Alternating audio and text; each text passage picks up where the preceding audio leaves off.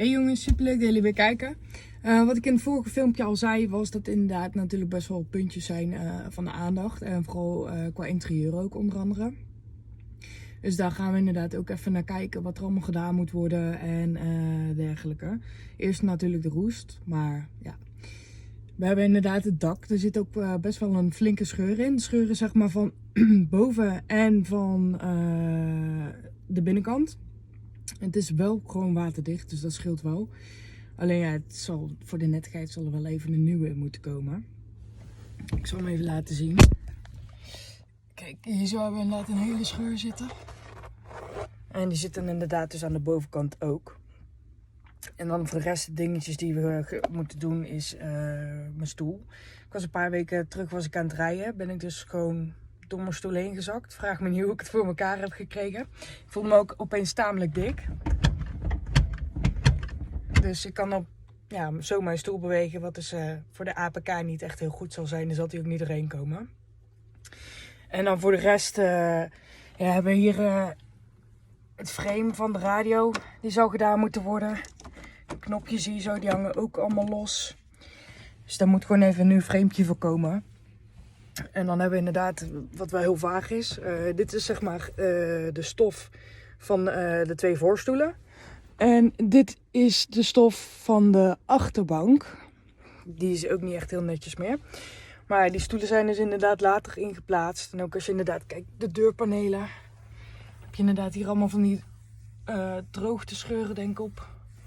Dus die moeten ook allemaal nog een keertje gedaan worden. Maar volgens mij inderdaad die stoelen, ik weet niet waar ze die vandaan hebben. Want mijn bestuurdersstoel, die heeft dus de hendel hier zo in het midden zitten. Dus dat is ook niet heel erg handig. Aangezien die natuurlijk hier gewoon lekker op de buitenkant zit. Dus dat is natuurlijk wel wat makkelijker als je instapt. Dat je ook niet eerst de halve auto in moet kruipen voordat je überhaupt je stoel naar voren kan gooien. Zodat er inderdaad andere mensen mee kunnen rijden. En dan voor de rest, ja, het tapijt. Die zal wel echt flink aangepakt moeten worden ook. Dan moet ik even kijken om een nieuwe te bestellen. Maar ja, dat is natuurlijk een beetje lastig voor deze auto. Want als je inderdaad hier zo kijkt. Ik heb hem helaas nog niet schoongemaakt. Hier zo zit hij er inderdaad gewoon doorheen. Bij de bestuurder zit hij er ook gewoon doorheen. Dus dat is niet heel netjes. Ik heb overigens nog niet gestofzuigd in de auto. Dus daardoor zal het ook niet echt heel erg schoon zijn helaas. Ik sta even buiten de auto. Wat ik dus inderdaad net al zei, die scheur zit ook aan de bovenkant helaas. En de vorige eigenaar die had dus inderdaad de auto ook zo gekocht. En die heeft hem inderdaad een keer weggebracht voor een keuring. En helaas heeft het garagebedrijf ook nog eens tape eroverheen gedaan. Die dus inderdaad ook die lelijke vlekken krijgt. Maar hij is in ieder geval waterdicht, wat ik net al zei. Dus dat is wel fijn. En die roestpunten.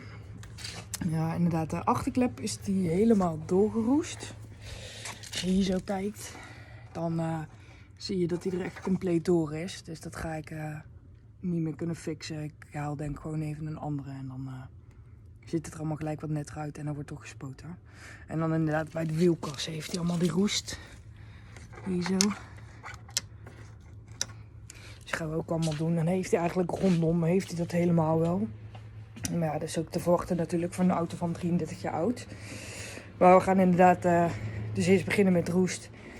En dan zien we allemaal nog wel wat tegenkomen. Want ik denk dat we nog wel wat dingetjes tegen gaan komen die ik nog niet had voorzien helaas. Ik zal jullie even laten zien waar dat precies mijn stoel afgebroken is.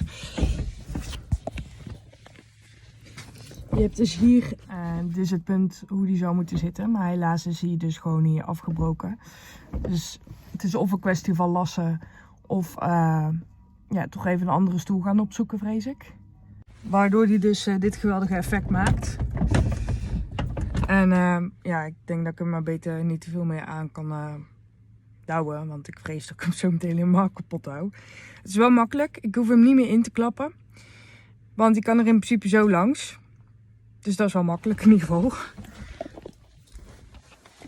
Het gaat een beetje lastig, maar het lukt wel. Dus dat is wel fijn dat ik in ieder geval smal ben, dat ik er gewoon zo nog langs kan. Ik kwam dus net ook helaas erachter dat mijn kofferklep helaas niet meer open gaat. Ik heb hem wel een keer open gehad en toen had ik al moeite met dicht doen. Dus ik heb hem op de ene manier niet dicht gekregen. Ik krijg hem nu alleen niet meer open. Dus dat is ook wel heel fijn. Dus dat is ook nog even een aandachtspuntje. Ik wilde even kijken hoe de cabrio hoe ze bij lag. Maar ja, helaas kan ik daar dus nu niet echt bij.